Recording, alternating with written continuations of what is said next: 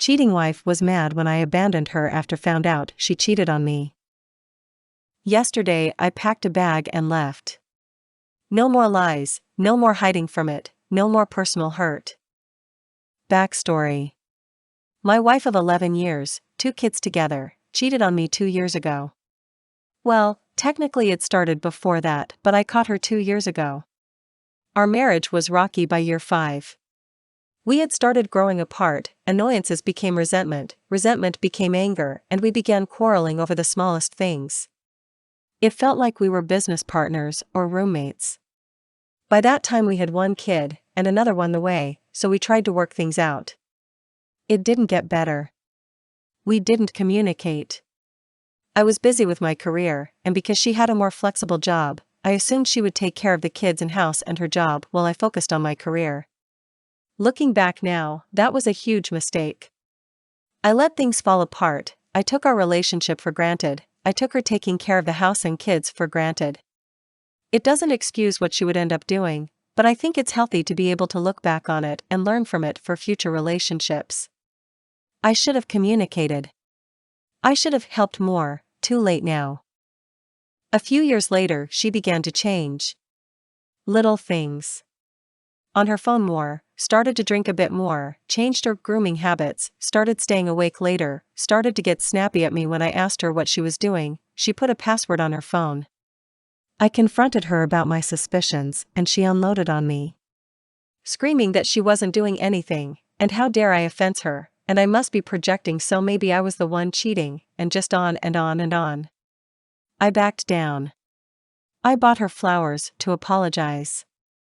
I became extremely introspective and realized I had been a crappy husband and partner and started to help more with the kids, the house, turned down business meetings out of town. I tried to be present, but the reasons I suspected something was wrong in the first place didn't go away.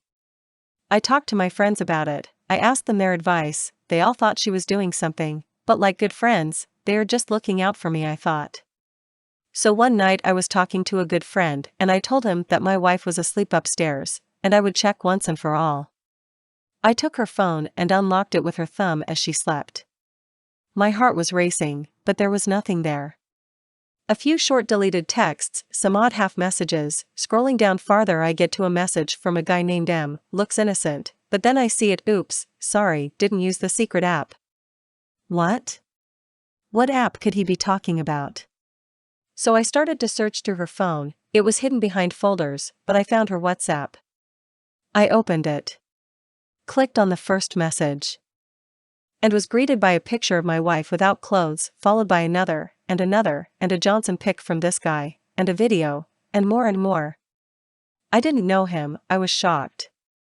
I saw there with my heart on the floor. I cannot express how I felt in that moment, totally destroyed.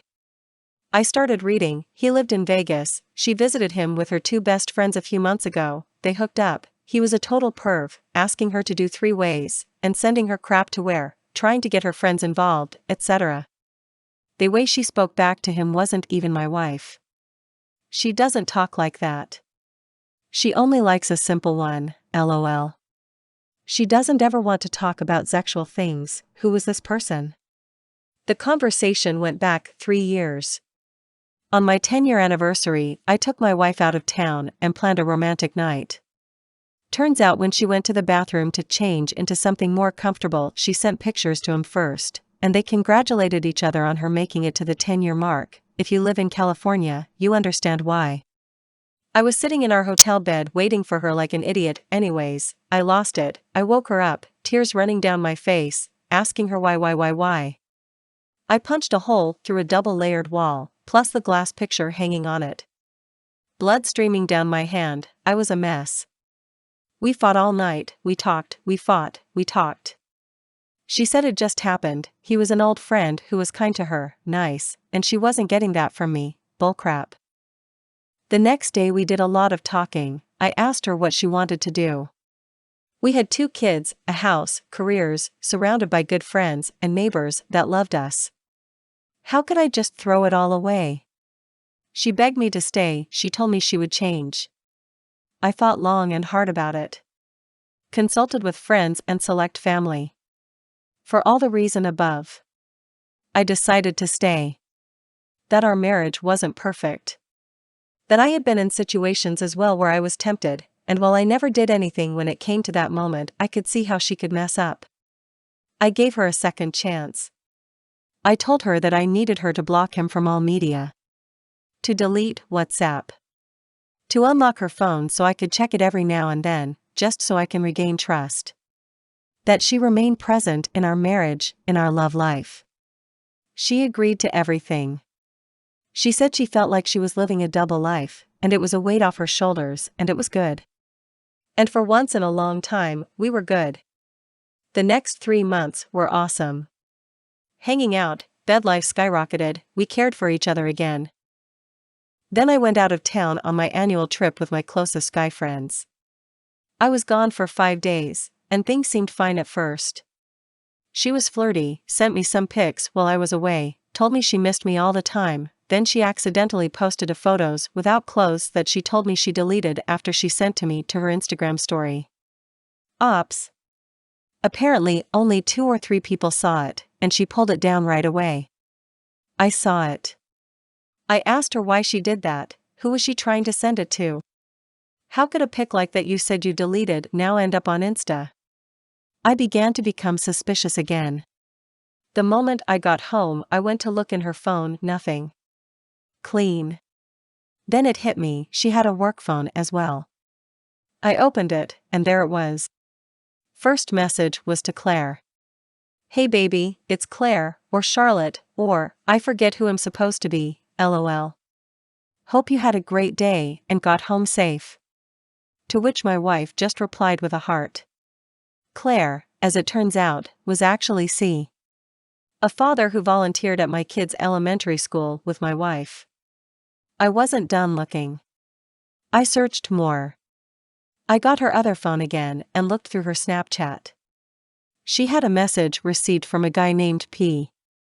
I asked her about this. By this point we were yelling. That was the only message I saw on Snapchat from him was, yes baby, looks so good.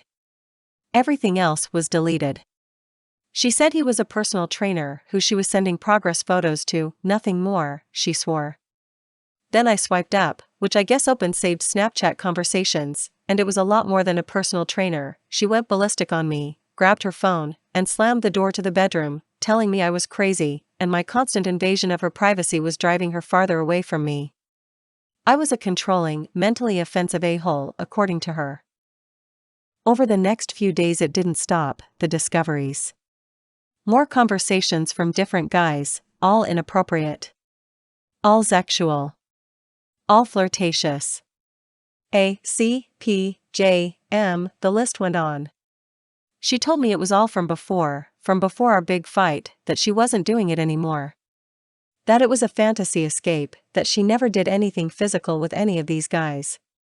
She asked me to try again, that I needed to trust her, and that she was telling the truth. Again I thought long and hard about it, and this time I stayed. Again. I gave her another chance. I told myself that I was doing it for the kids. What I told a friend was I would rather live in hell the next 10 years until my kids are out the house, than miss even a single day in their lives. My kids need their dad. Again things were good. Not great, but good. We were back in a groove. Everything was better. We were getting along, not fighting. The kids loved it as well as we were all spending more time together. Then things started to revert back to the old ways, little by little.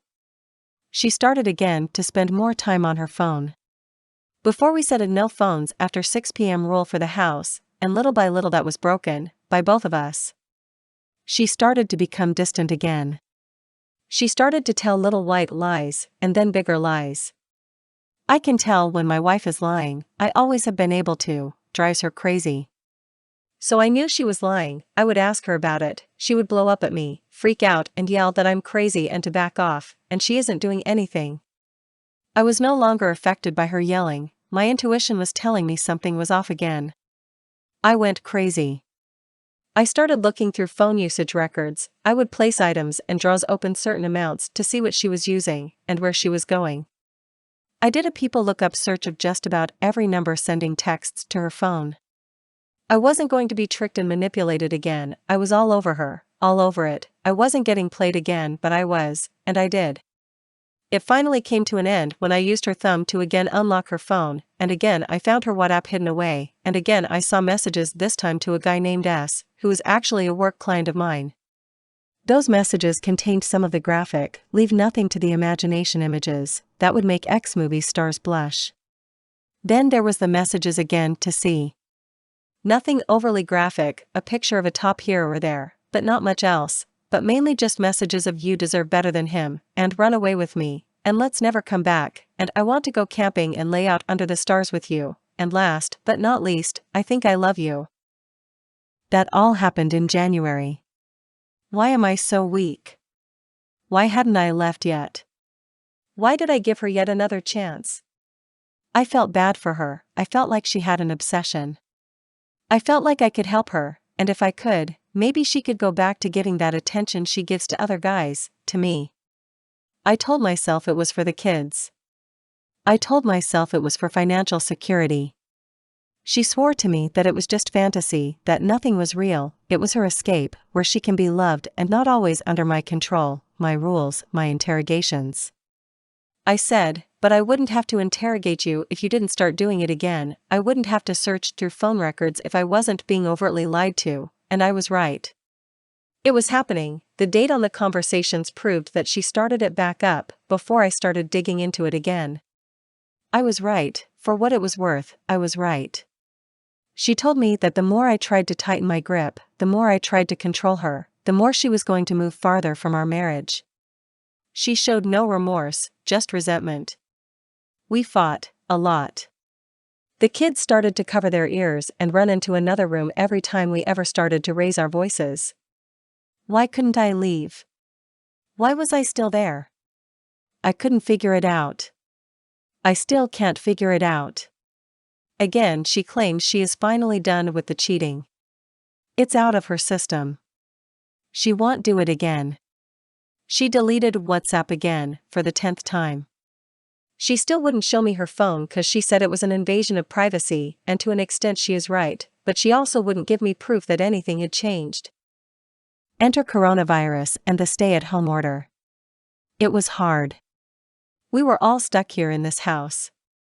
She had nowhere to go. I got crazier and crazier, cause I could tell she started lying to me again. I downloaded WhatsApp on my phone and sent her messages, waiting to see if they were ever delivered. Then I left the house to go pick up some food, and when I got back I saw the messages were delivered.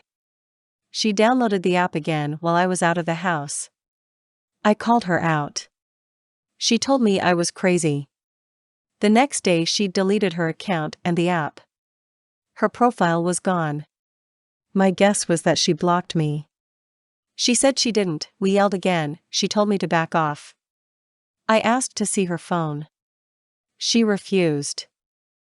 By this point I am no longer the fun-loving, carefree, spontaneous, generous, loving guy I once was. I'm cynical, I'm untrusting, I'm conniving, I'm intrusive, I'm a crappy person.